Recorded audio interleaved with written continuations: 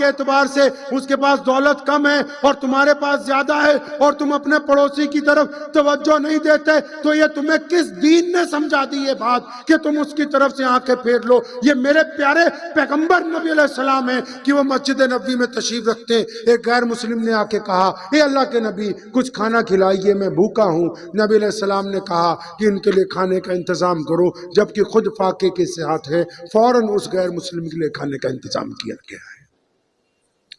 پیارے پیغمبر علیہ السلام مسجد نبوی میں ہیں، ایک غیر مسلم اور آیا، ساری زندگی کے واقعات میں سے درمیان سے آپ کو سنا رہا ہوں۔ اس نے آ کے کہا، یا رسول اللہ، اے مسلمانوں کے نبی، کیا مجھے ایک سواری ملے گی؟ میں بوڑھا ہوں، لاچار ہوں، میرے پاس سفر کرنے کے لیے سواری نہیں ہے۔ پیارے پیغمبر کے دروازے پر کوئی سوال کر دے، یہ کس طرح ہو سکتا ہے کہ خالی لوٹ جائے؟ نبی علیہ السلام سواری دیتے۔ پھر کوئی آیا، اس نے کہا، یا رسول اللہ صلی اللہ علیہ وسلم، مجھے کپڑے چاہیے، میرے پاس کپڑے نہیں ہیں۔ پیغمبر علیہ السلام نے اسے کپڑے دے دیے۔ اب جب یہ روزانہ بانٹتے ہیں، روزانہ لوگوں کی مدد کرتے ہیں، دیکھتے دیکھتے اپنوں نے بھی دیکھا۔ ایک صحابی رسول صلی اللہ علیہ وسلم آ گئے اچانک، یا رسول اللہ صلی اللہ علیہ وسلم، میرے گھر میں کچھ نہیں، اپنے پاس بھی آج کچھ ہے نہیں، کچھ دیجئے۔ پیغمبر علیہ السلام کو کہا۔ اب سنو مسلمانوں اپنے نبی کا فلسفہ، جب تک اور آئے ان کو یہ نئی نصیحت کی کہ یہ کرو وہ کرو، ان کے سوال کو رد نہیں کیا۔ اب اپنا آیا ہے، آ کے اس نے کہا، یا رسول اللہ صلی اللہ علیہ وسلم میری مدد کیجئے۔ فرمایا کچھ ہے نہیں گھر میں؟ یا رسول اللہ کچھ بھی نہیں۔ اور کچھ تو ہوگا۔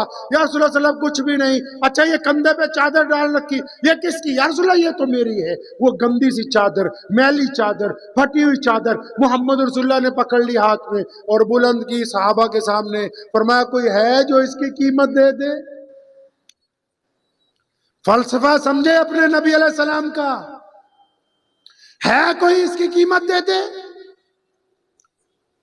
لوگوں نے آپس میں مشورہ کیا، بھی چادر تو یہ بالکل خستہ ہے، پھٹی ہوئی ہے، میلی کچیلی ہے، لیکن نبی علیہ السلام کے ہاتھ میں ہے۔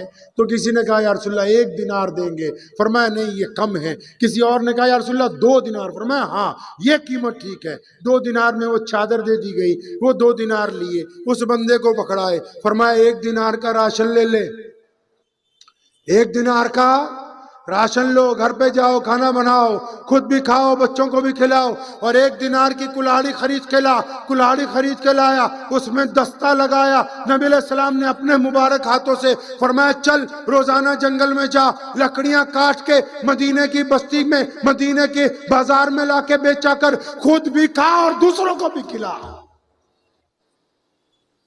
یہ محمد رسول اللہ نے ہمیں سکھایا ہے کہ ہم دستے دراز ہاتھ پھیلانے کے لیے نبی علیہ السلام کے امتی نہیں بنے۔ ایک گیا تھا نا بندہ جنگل میں، اس نے جنگل میں جا کے دیکھا ایک لومڑی ہے، اپاہج ہے، وہ بیٹھی ہوئی ہے، سوچنے لگا یہ کھاتی پیتی کیا ہوگی، درخت پر چڑھ گیا اور دیکھتا رہا۔ شام ہوئی، شیر آیا شکار لے کے، اس نے لومڑی کے پاس بیٹھ کے شکار کھایا، باقی شکار لومڑی کے آگے پھینک گیا۔ اب یہ بھی گھر پہنچ گیا، یہ بھی گھر پہنچ گیا، جا کے بیوی بچوں کو کہنے لگا کہ اب تو اپنا کوئی کام وام نہیں کرنا،